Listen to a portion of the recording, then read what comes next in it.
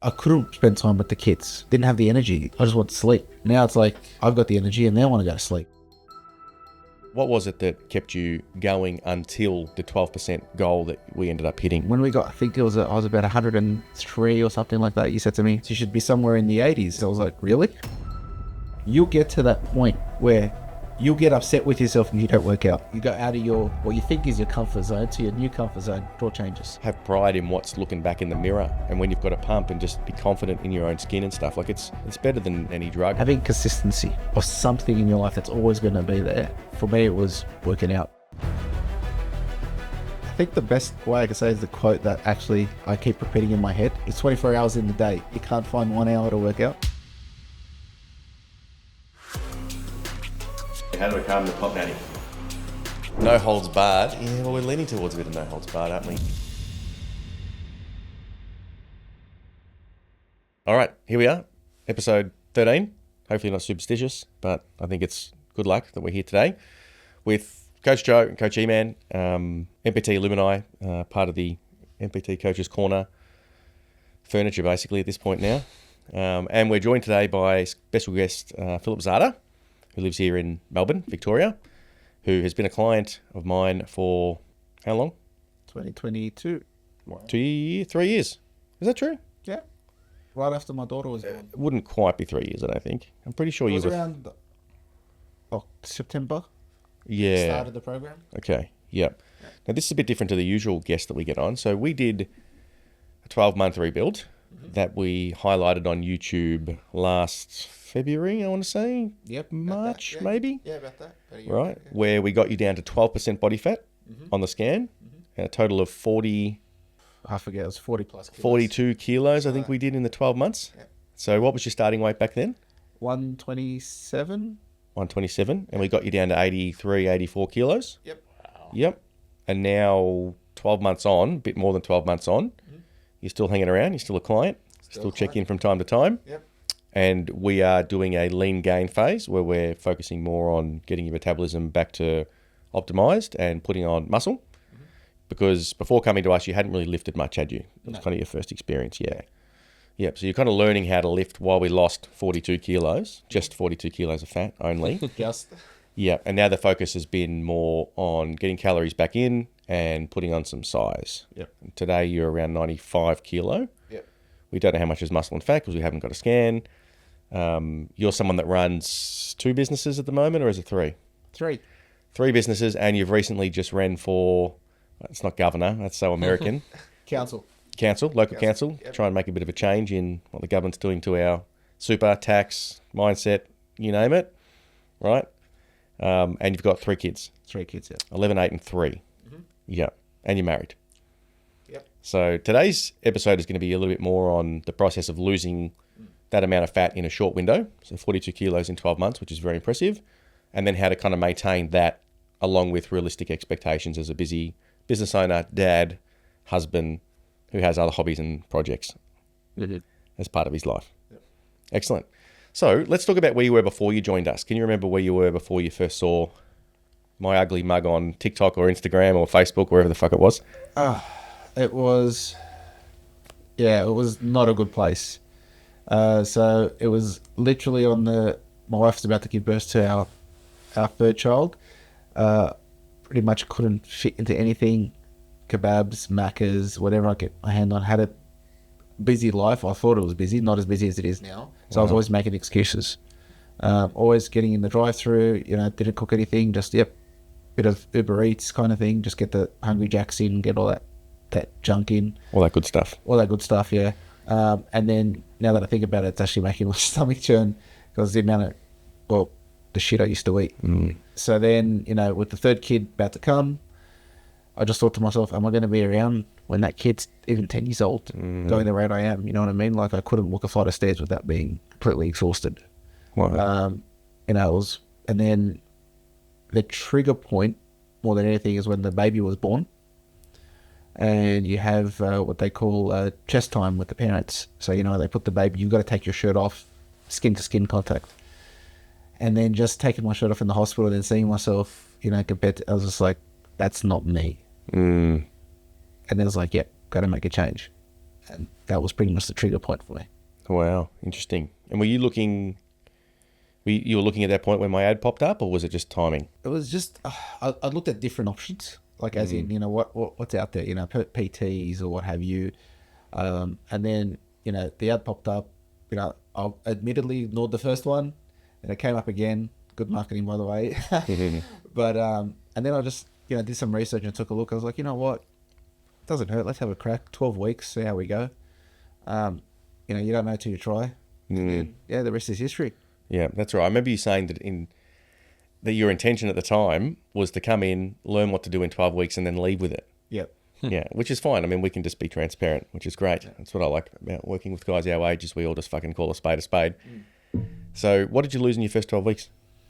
So we hit the target. I think we did about 12 to 15 kilos, something on that. Sorry, it's so long ago, but it was around that. It was like a big gap, big loss. It was a big loss. Yeah. Yeah. Yeah, it was interesting because psychologically it was just like, wow, you were able to do this with, what seemed like it wasn't no cardio. It was just hitting the weights. And that was just like, wow, I could actually lose weight just doing weights and not cardio, which I hated. But yeah, it was, I was like, all right, let's see how far we can take this. And still here. 3 years later, I can't get rid of the guy. That's it. Now, you were actually quite interesting. So hopefully some of the newer guys are listening to this. But when I first did your calories, I think I started you on 1,800 and you didn't lose much. So I actually overestimated your metabolism based on your size and everything else that we kind of went through in our information collection questionnaire. I actually remember that, yeah. And then instead of you panicking and quitting and saying, oh, this doesn't work, you were okay with the fact that we didn't lose what we set out to. I pulled your calories back, and then like clockwork, we went from there. Yeah, that's right. And we started losing. We were able to increase your calories again and again and again. Yeah, that's so right. you were one of the first guys that I missed the mark on in that first fortnight's calories. Yeah, I think it was the first week or two we got down only maybe 2.5 kilos. Yeah. And then we tweaked it. And then 2 weeks later, I was down 6 kilos. Yeah. Just kept, you know what I mean? And you were like, oh, I think we did too much. And then we just kept tweaking it. And it's a process. You got to get it right. Everyone's different. Yeah. It's so interesting because we've got your success story as an example where we didn't get it right at the start, but then you stuck in and trusted the process. And then we get guys that do it for 3 days and want to change up their whole plan because they're not seeing any results on the scale in 3 days. Yeah, that's one thing I've definitely learned on the program. You're not going to see the results instantly. You'll see them. Yeah. But you just got to keep going with it. Yeah. Well, it's not always linear like that. Sometimes it's a little bit of whatever, but we get there in the end, Everyone's different body shapes, different metabolisms. You just got to work for it. Yeah. And at the end of the day, 42 kilos in 52 weeks that's pretty fucking fast. It's still pretty good. As an average. No, definitely. Yeah. Definitely. So what was the thinking for you? So coming in, not knowing me and not knowing us, obviously seeing, I think you saw Suki's result. Yeah. Suki was a guy similar size to you. You met him in person. You actually come out and saw his comp. Yep. Many months later. So you saw that. You did the 12 weeks with all intention of just doing 12 weeks and leaving. What was it that kept you going until, the 12% goal that we ended up hitting?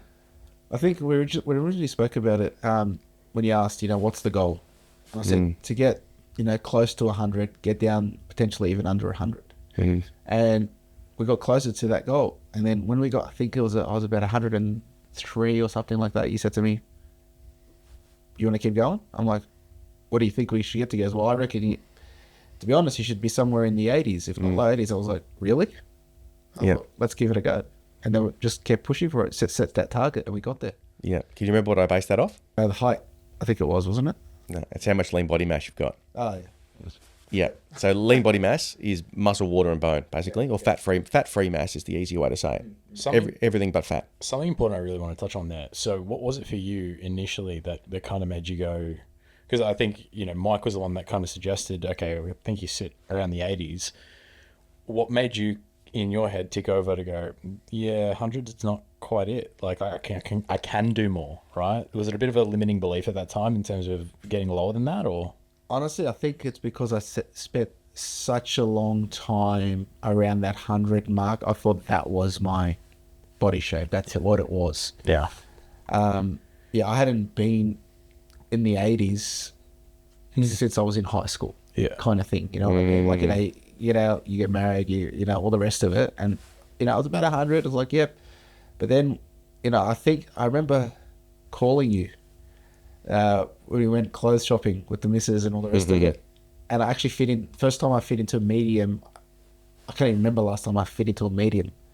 I just called Mike, I'm like, can you fucking believe this? He was like, yeah, I can. Yeah. And that was just like, I had the smile on my face. Yeah. I think there was like 4 different times during the program where I just got that big smile and I was wrapped, and that was definitely one of the key ones. Were you always a bit of a bigger guy growing up, or? No, not much in high school. Like I was average size. I wasn't built or anything. Yeah. And then obviously I put on there was a period where I got big. Yeah. I lost a bit of weight, but I was just doing cardio, no weights at all, right? And then rebounded 3 months later. Yeah. Once I stopped. Yeah. And then I just kind of gave up after that and just said, never really thought about it. I was just too busy with family, career, and everything. For sure. It's interesting you say that, because we do get a lot of guys come through that get to that stage that you hit at that 100 mark, that go, well, you know, this is just where my body's meant to sit because of their prior experience, right? Myself included, when I first worked with Mike, I was like, I'm just meant to be fat. That's just my genetics. Like, you know, it is what it is. Yeah. And sure enough, he's like, just trust me. And then, like you said, right, trust the process, trust the coach. You go all in, and then you get this result that you never in a million years would have thought you could have ever achieved. A lot of guys come in, I think, and have that limiting belief because of where they're at. So what's the biggest advice you'd give to someone in that situation where they get a result that they're maybe content with, but there's definitely, you know, there's a limiting belief there that stops them from driving for more, striving for more? I'll say just give it a crack. See what you can get to. You don't know till you try, because you never know. Once you break, well, you wouldn't say silly, you'd break the floor because you're going down, right? You'd want to keep going down. You'd want to see where you could get to. You know what I mean? I think originally our goal, Mike, when I started, was I just wanted to get that lean, sleek body and not worry too much about the muscle gain, not too much.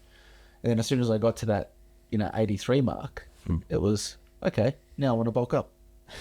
Put on some size, yeah. Let's put on some size, you know what I mean? And your mentality will change. Like once you go out of what you think is your comfort zone to your new comfort zone, it all changes. Would you say it was worth it? Oh, 100%. Yeah. 100%. Yeah. That's where we get so, I'm just going to call it frustrated with the guys that get to say, let's call it the 100 mark, the near enough's good enough mark, we call it. And we're like, guys, it's so simple to get to the next level, and it's so worth it for you to do it. It's like we almost want that for the client more than they want it for themselves. And we're just trying to figure out how to convey that message, really. Well, how to get that stinking thinking out of their head of near enough's good enough. I'm not fucking obese anymore. It's okay. I'm just not meant to be whatever. So I think the biggest thing that I've heard from even Levi as well, who we just filmed with, is that it's worth it. And even when you got in shape and stuff, like just being able to have pride in what's looking back in the mirror, and when you've got a pump and just be confident in your own skin and stuff, like it's better than any drug, I would assume. Like it really is. 100%. And the physical improvements where I was able to actually do things that I could have probably did before. Like, keeping up with the kids, playing. Here's actually a really recent example where I actually sat back and I'm like, thank God I actually took up the program and changed my physique. So earlier this week, my son sprained his ankle at school. We thought it was a fracture and all the rest of it. Now he's a 11-year-old boy, but he's a big boy. Like he's solid, not fat, but just solid. I had to carry him across the road physically, carrying him to the doctors. He couldn't walk on it. I had to carry him pretty much everywhere to get him treated. I would not have been able to do that before. No chance. And I was picking him up like he was nothing. He weighs like a good 60-something kilos. Wow. And I'm just walking with him across the highway, from the car park to the doctor's office or the x-ray place. And yeah, I was like not even breaking a sweat. Like, yep, let's do this. And that was just like, yeah. Well, that's the benefit of using resistance training as your tool for fat loss, is you get fucking strong in the meantime. Yeah. Not to mention balancing your hormones, confident, et cetera, et cetera. Yeah. The mood definitely helped, because it that's one of the things a lot of guys like us don't talk. I'm turning 40 next week, right? Our generation is very, bottle it up, man up, do what you need to do. And not a lot of guys talk about the pressures of being a bloke that age with a family, responsibilities and all the rest of it. So having that rebalance of the hormones and just the chemicals in your body because you're healthier actually helps a lot with that, especially with the mood and the mentality. Because you go down dark rabbit holes and that kind of stuff. Like for me, the gym in the morning is my reset. Yeah. That's my zone. I get in that zone, I get my workout done, and I'm out of there. But it gets me going for the rest of the day. Yeah. So you're one of these blokes that trains first thing, and you use that as your mental reset, your anchor, etc. 4 a.m., 4:30 if it's cold, I'll get up, hit the gym, get what I need to get done, get home, get the kids ready for school, and then start the day. Start the day. Yeah. It's just so important to start your day. Yeah. I still remember having that discussion with you. I think 6 months into training, I was like, why can't I do 7 days training? You're like, no, you need a rest. Like I was actually asking for more. Still am, by the way. But anyway. 5's the max. How have you gone? Obviously, for you, have been around the system for the last 3 odd years. In terms of keeping the momentum that you obviously built off the back of your initial rebuild with the other things you've got going on. I mean, before we got on camera, you kind of said, the guys who say they're too busy to go to the gym or maintain their fitness. Obviously, you've got 3 businesses, a bit of politics going on behind the scenes, and then you got the kids as well. How have you been able to maintain it for 3 years? I think the best way I can say is the quote that actually I keep repeating in my head. I think it was good old Arnie who said it. It's 24 hours in the day. You telling me you can't find 1 hour to work out? Yeah. Simple as that. Yeah. And the thing is, what's the other option that you've got? Go back to the way that things were? Go back to the way it was, or, and then potentially not have that extra 10, 15 years in your life. Like, you never know, right? But the health actually, gives you a better chance to keep going. And would you say it's helped you with stress management, dealing with the businesses, taking care of your family? Oh, definitely giving me the energy. Like caffeine helps, but it's definitely giving me that extra energy. Yeah. Yeah, and it just lets you, like rebalance yourself, which is good. Yeah. Yeah. And even with what you're doing now, obviously going into politics, I'd imagine physically representing yourself better. Imagine you've probably got more confidence as a man or as someone who can say, when I say something, I'm going to follow through with it. Well, you look better on camera, I tell you, especially with all the photos you got to take. But no, it's it's just that confidence. I think you hit the nail on the head with that one. It's the confidence thing that actually it's like you're feeling you got to shy back. It's you're forward. You got that prominence with you. That presence. Yeah. And not in an intimidating way. It's just like I'm here kind of thing. Yeah. So it's a good thing. Strong in who you are. Yeah, exactly. Yeah. There's something very, very empowering about having a transformation like you did with your own hands. You didn't do Ozempic. You didn't use a peptide or a hormone or anything. You actually did it with old school hard work with your 2 hands and feet for leg press and leg workouts. But I think there's something very empowering about that. It's earned confidence. It's not pretend or fake confidence. It's earned. Yeah. I put the effort in. I got all the results. Simple as that. There was no cheat codes into it. There's nothing you can say. I think. Yeah, I remember telling you that. When I first lost all the weight, everyone's like, "When did you do the surgery? When did you get your stomach banned? When did you get?" I'm like, "No, I didn't." You know what I mean? And that's the interesting thing. Yeah, it's like it's just the pride in it. Yeah, it's a real shame that that's the the mindset of Australians at the moment. Like for everybody that's lost 30 or 40 kilos, all of our clients get it. When did you get the surgery? You're on Ozempic. Like Alex Peacock, he has people challenge him to this day still, saying, "No, you didn't do that without Ozempic. You have to have done it." Like imagine having that's where human consciousness is at the moment. If somebody's been able to lose that amount of weight, they don't believe that it's possible with their 2 hands. They need to have an injection. Madness. It's like you, mate. You're not nutty, right? Well, my bloods are done, so I'm going to show them on Tuesday. Yeah, Nice. Very good. like Cena. Yeah, there we go. Very good. Very good. Yeah. So you got something? Yeah, I got a really good question just on that mindset. So you mentioned that you were someone who, before coming to us, would just eat whatever you could get your hands on. How difficult was that shift for you to go from that type of diet where you're eating highly palatable foods like, McDonald's, Hungry Jack's, kebabs, pizzas, whatever you could think of, whatever you could get your hands on, to now something which is very rigid, structured, and militant for you? How did you find that shift and what got you through that? Well, interestingly, because it wasn't just the takeaway stuff, because being a Lebanese background, the wok food, it's always the most delicious thing in the world, but it's forget any diet on Walk Food, mate. It's not going to happen. But honestly, it wasn't. The thing was that it wasn't foods that I didn't like. You know, I moved over to steaks, moved over to chicken, like as in, you know, I still have, make the burgers when we had high carb days. That's when we were doing high carb days. We had steaks daily. It actually made it easier because you could plan your meals for the week. I tried meal prep for a while, to be perfectly honest. I didn't like it because taking it out of the freezer wasn't as good fresh, but because we were able to work from home, so I was able to, do it that way as well. Or, but then Mike would give me options where if you're stuck somewhere, do this or do that. And it actually, it worked out. I think I liked it. Made life simpler. Was there initial resistance to that coming in? Oh, not from me. It was more so because with the wife and the kids, it's like, oh, you're eating steak again, or you're eating pasta again. Sure.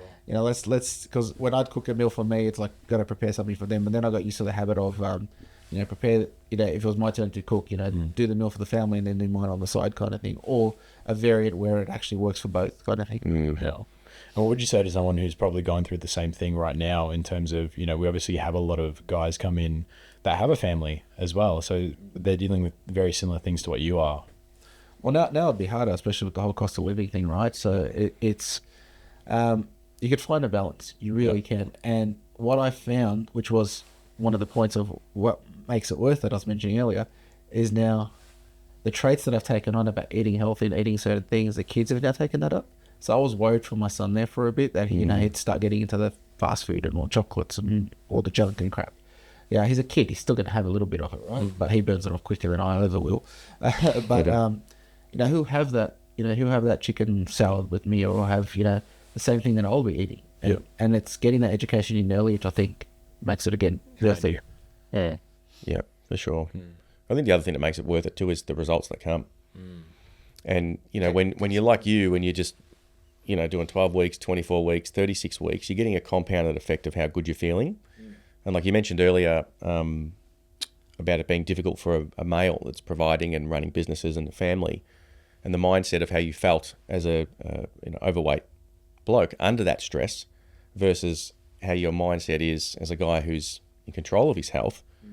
I think for someone like you, especially like type A personality, it's just common sense. It's like, if I do this, I feel like shit, I look like shit, and I'm depressed, versus if I do this, it's a bit harder than doing this, maybe to a degree, but I've got all the other positive outcomes. I'm feeling good. My hormones are back. My mindset's there. I'm leading by example. It's almost like choose your hard, because they're kind of both hard, but one of them gives you the results that you want, and the other one, it doesn't yet. You got to call suicide watch. Honestly, you're not far from it, because but the key thing is, which I think, if 30 blokes listening on this one, which I can give you, is you'll get to that point, right, where you'll get upset with yourself if you don't work out. You'll get upset with yourself if you eat something that's not on your program, right? Because your mentality shifted, so then the whole mindset changes to be like, this is the way that it has to be. There's no A or B. It's this is the option, right? And that when that switch flips over, it just gets easier. Yeah, that's amazing advice. And it's one of those things where we're leaning into speaking about those difficulties of a male our age, which we know because we're there. These guys aren't here yet, right? Young'uns.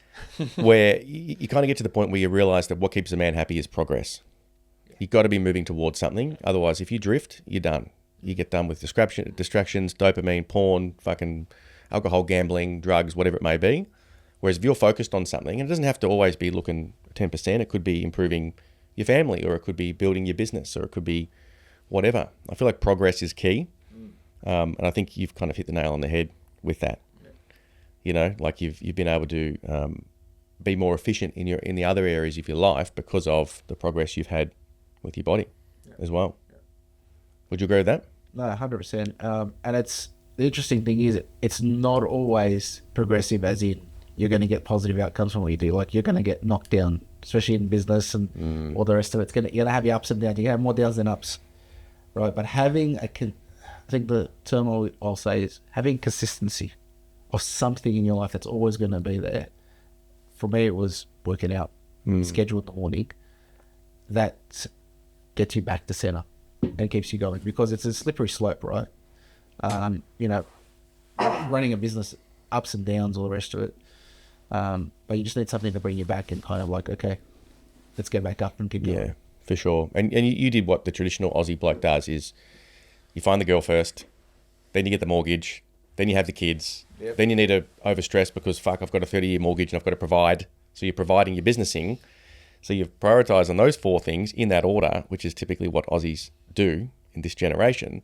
And then you neglected your health in the meantime. You forgot one more thing.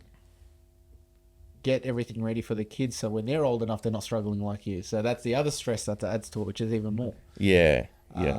So you really nailed being a provider and building a house and starting your kind of legacy. But in doing that, you neglected your health. Yeah. Which is why you're unhappy. Even though you were progressing in all other areas of your life, sorry to cut you off, you had progress in all the other areas, but there was still that main other last area that you hadn't had progress in, which was your health. Yeah, and that's why you were... Exactly. So it's kind of like, forgot about myself, worried about everybody else. And that's an old school trait I even learned from the old man, right? You know? Yeah. You know, he was 9 to 5. Oh, sorry, 9 to 5. He was like a shift worker. You know, late morning shift, night shift, whatever it is. It was just work. Barely got to see him, barely got to spend time, which is where, when I was growing up, I said, I'm a little bit different. I want to spend time with the kids. But then when it comes to it, it's like you don't have... When I was when I was Big Phil, I think we use that term, I was knackered at the end of the day. Yeah. You know, I couldn't spend time with the kids. Didn't have the energy. I just want to sleep, you know? Now it's like, I've got the energy and they want to go to sleep, so... Well, that's the thing too. Like, it's not selfish to do you and to go to the gym because truth be told, as you're saying, it's actually benefiting your family. Yeah. And, the people that work for you or the people that you work with in politics, in your instance. It's a value add for everyone around you if you're looking after yourself as well. So it's actually not selfish at all. It's actually quite the opposite. It's actually selfish not to look after yourself and try to prioritize everybody else while giving them a crummy version of you. As opposed to like what you're doing, anchoring your day in the morning, which would just be you laying in bed scrolling on TikTok anyway, if you weren't getting up and going to the gym, or getting up looking through more emails or paying invoices or whatever. So it's kind of time that you can find, like you said, there's an hour in the day. You can find it, fella. Yeah. And by doing that, you're actually giving back to those around you because you're the best version of you. No, definitely. And like, even if you can't, like, people think I'm nuts by getting up that early in the morning, right? I hear it all the time. But there was a period there, I think, where I couldn't do the morning because, the baby was still young and we weren't getting much sleep. So what I ended up doing was during lunch break, I shifted to that. Yeah, I remember that. You know what I mean? So, be in the office, go to the gym, work out, come back, continue the day. So you can always find that time. I agree. Yeah. Yep. And a lot of people like to use that excuse as a crutch. Don't have time, building business, got kids, married, you know how it is. And we're like, we do when we work with guys to show them that they can find time. Yeah. The thing is, the pendulum can swing too hard to a point where you will prioritise all those things that are important to you. But then obviously your health takes a hit. And if it takes a hit so bad to the point where you have major health concerns or you have a heart attack or you have high blood pressure or you can't just be there for your family, all those things you're trying to prioritise, you're kind of doing it in a very lackluster way. Well, it's all pointless. Yeah. I think we did a body scan when we first started, and I think it said my age based on my or basically the makeup. Bio age, they call it. Bio age, sorry, yes, that was a term. I think it had me at like 57 or something like that. I was like, are you kidding me? I'm in my 30s. Like, what the fuck? Yeah. And then when we did it towards the end, I was actually younger, like 2 years younger than my actual age. I was like, great. Amazing. Yeah. Yeah. So. And would you say that your relationship with your family, wife and kids has improved since you've gotten in shape? Yeah. A lot happier now. A lot more pleasant to be around, just because I have that ability just to interact and be with them. So that's a really big positive for me. Yeah. Well, I mean, being that overweight, there's a lot of brain fog, isn't there? Yeah. There's a lot of like, you just like kind of going through the day like this. Yeah. Whereas now you're actually present with your family. And I think, like you were saying earlier, they noticed that. Yeah, I used to hit the wall at 3 o'clock. That's when you hit the wall, right? Now it's like, I'll hit the wall just before I go to bed kind of thing. Perfect. Yeah. You get to a point where even the missus starts saying, can you stop talking to me about the gym? Like, I tell her about the game. Like, I think it was the first time I was able to do a pull-up ever. I think I spoke about it for a week. Why not, man? I was like, shit, I actually did one. And it was so funny because I was just walking past the the bars, and I was like, you know, I'm gonna give this a go. Then, how did that happen?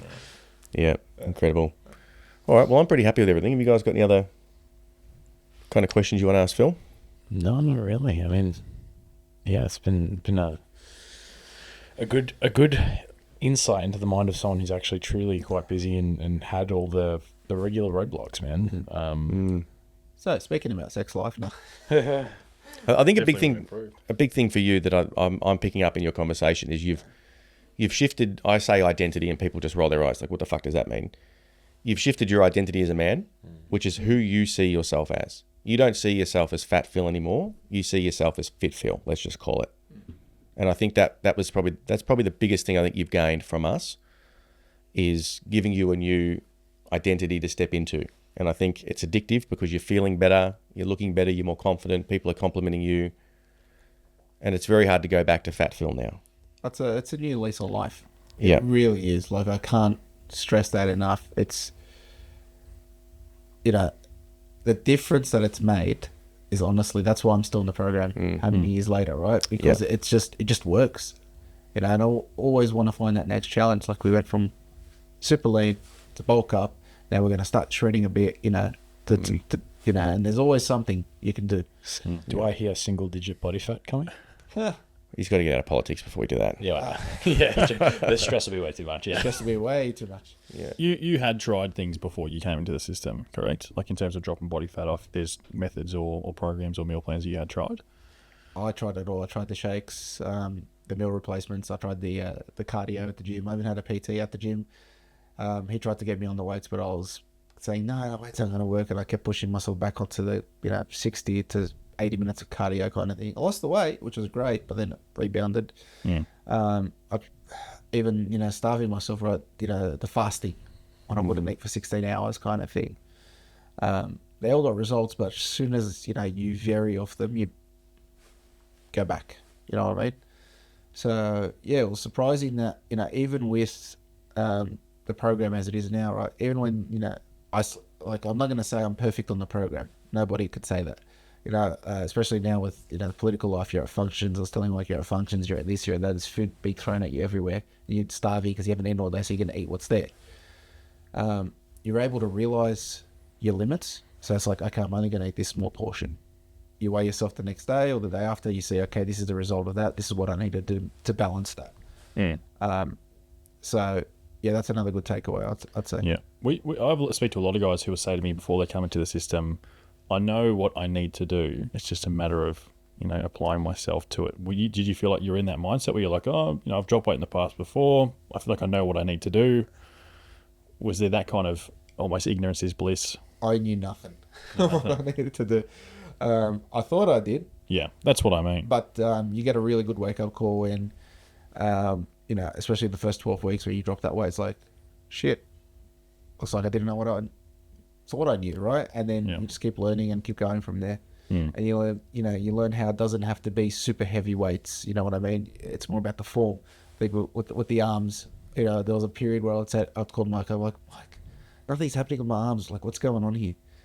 And then, I sent him a couple of videos of the form. He goes, well, fix your back, put your back, and then start doing these. And then, within 4 weeks, I noticed a difference. Then I ended up sending him that photo where it was just like, there's this massive pump on. Yeah. Which is awesome.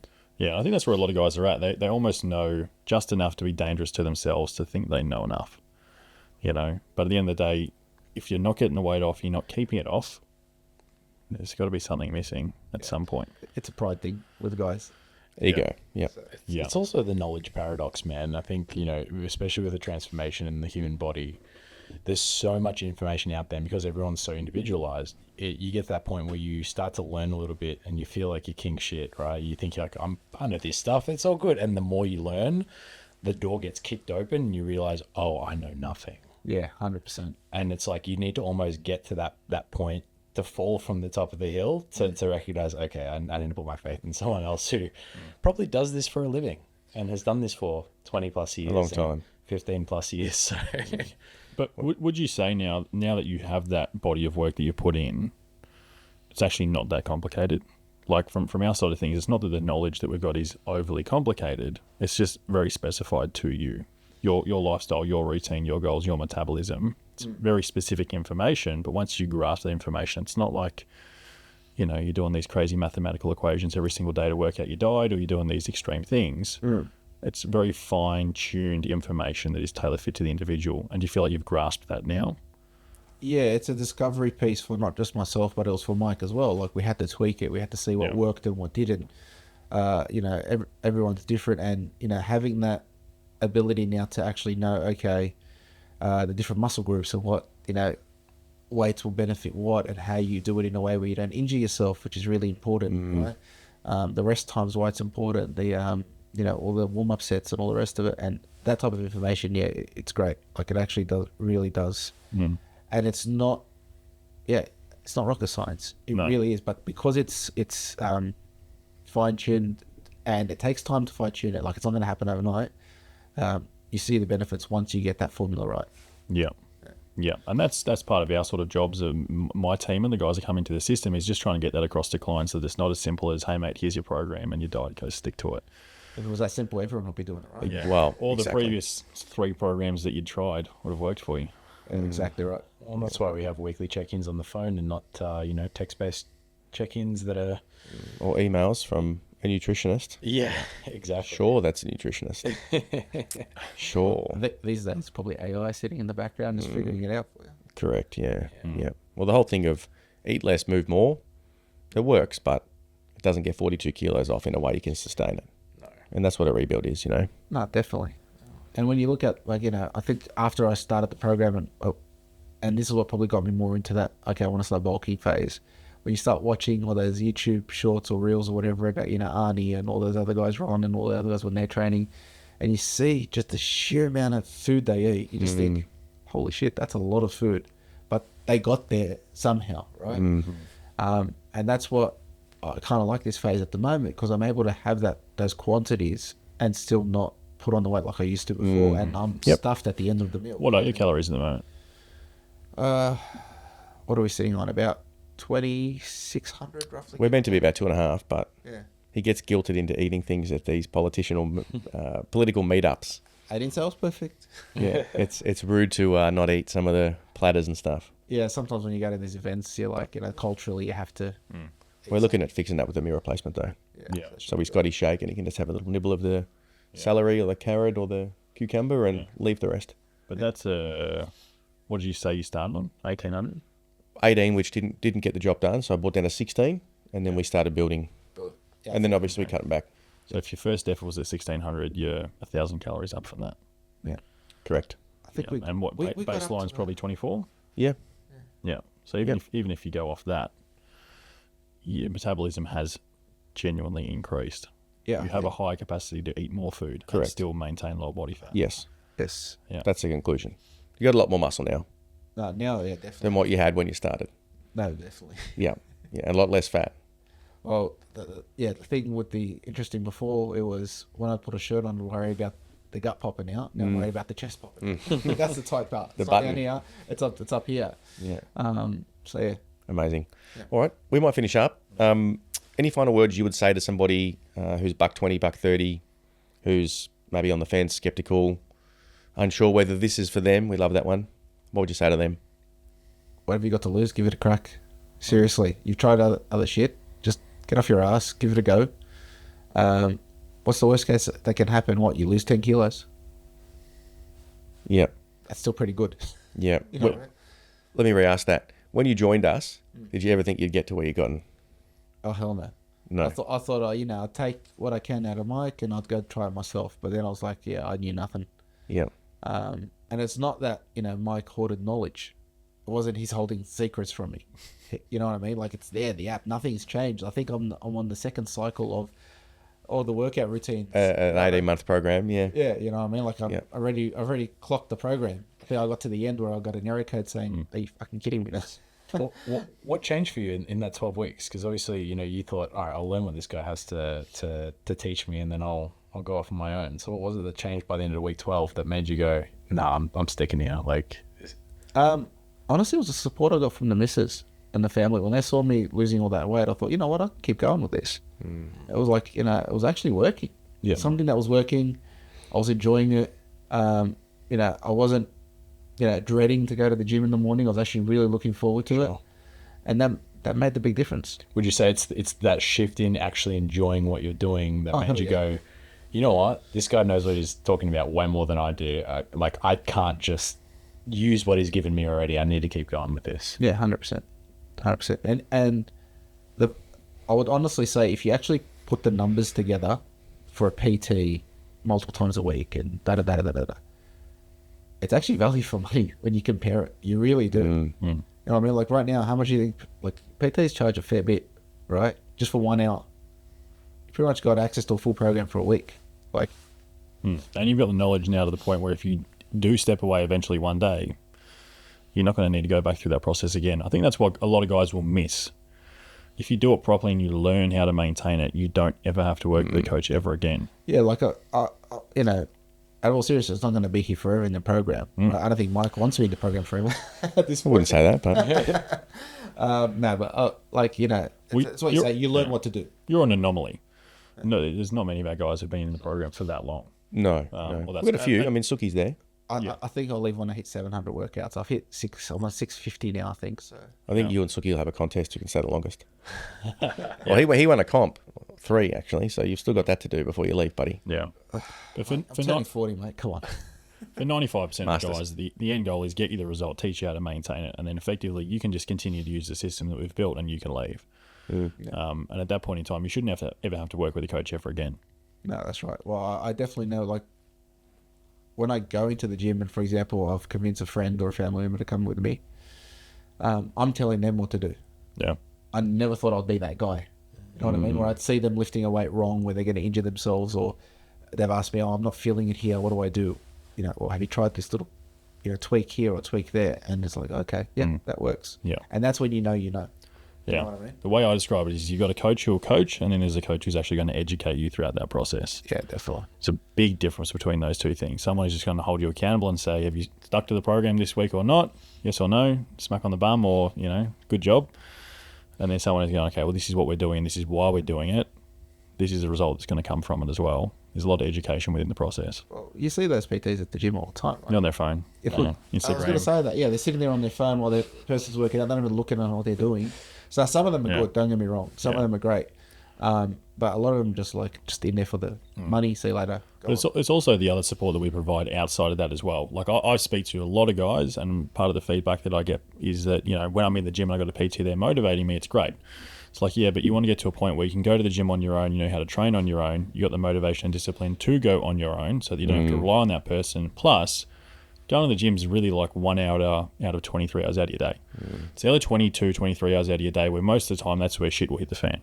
So if you don't learn what to do in that time frame, doesn't matter what you're doing in the gym, and ultimately if you can get to a point where you know what to do within those hours and those windows, which we can support you with because we're more hands-on than an in-person PT would be, they're probably only going to speak to you for that 45 minutes.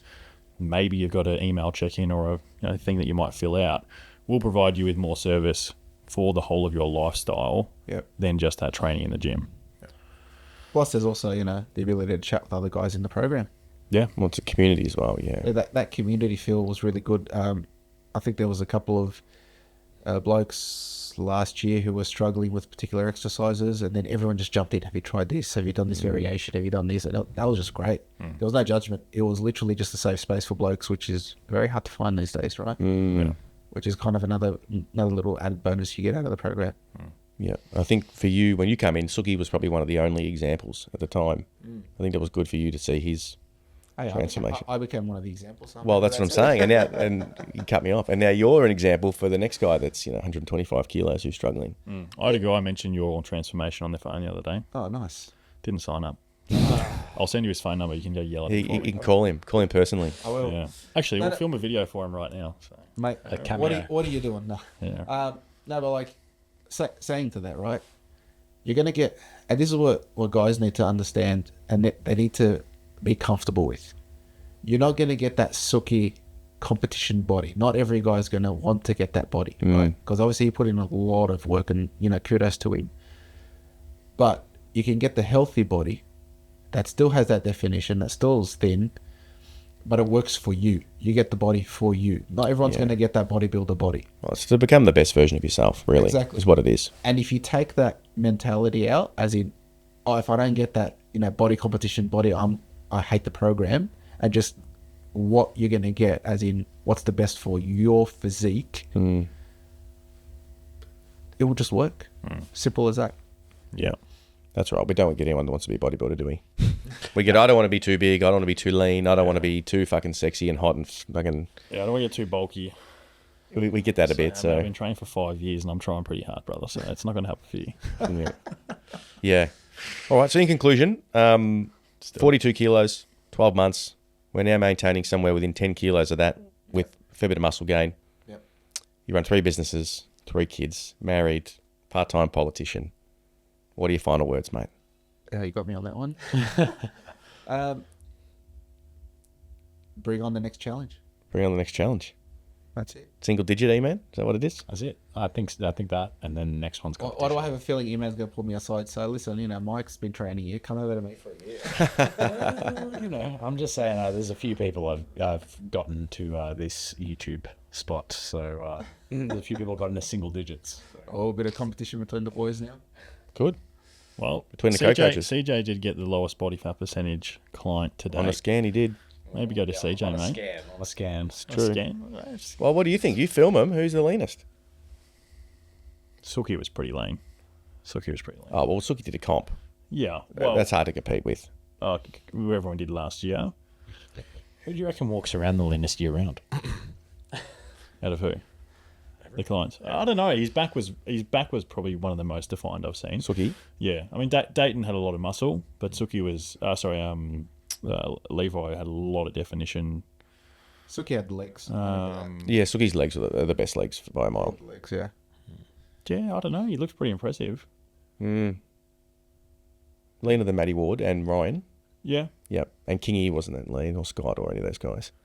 Yeah. I'd say so. He had a lot of definition through the back shoulders, striations through the arms. Midsection was very lean as well, despite a tiny bit of loose skin, but you couldn't really notice it. It's amazing how little loose skin he and you have from being that size. I mean, he was 127. What were you at your heaviest? He's got me there. 118. 116, I think. 116. Yeah. Yep. Whereas Suki had a fair bit of loose skin, didn't he? How tall's Suki? Same as you. Yeah. We're all roughly similar. About 6 You had a little bit of a pouch as well, didn't you? A little bit of loose skin. Yeah, that was the interesting bit when I got down to that 83, that loose skin. Yeah. Looking at options for that, but Do the hair first. Turkey, here we come. Very good. There's a reason 2 of the 4 of us are wearing caps. So. I got a cap for the next one. Lucky the camera's there, that's all I got to say. Yeah. Yeah. We'll keep it slightly lower. So. All right, well, that's it. We're rambling. Follow us on all the major channels for more information. Very good. Yeah, well done. And you can follow Phil at you've got socials, do you? Or no? You don't really promote politics on socials, do you? No, I've got a lot of social and politics. Oh, you do. Okay, I'll drop your handles in the description. Sweet. Very good. Thanks for your time, man. Thanks, boys. Sweet.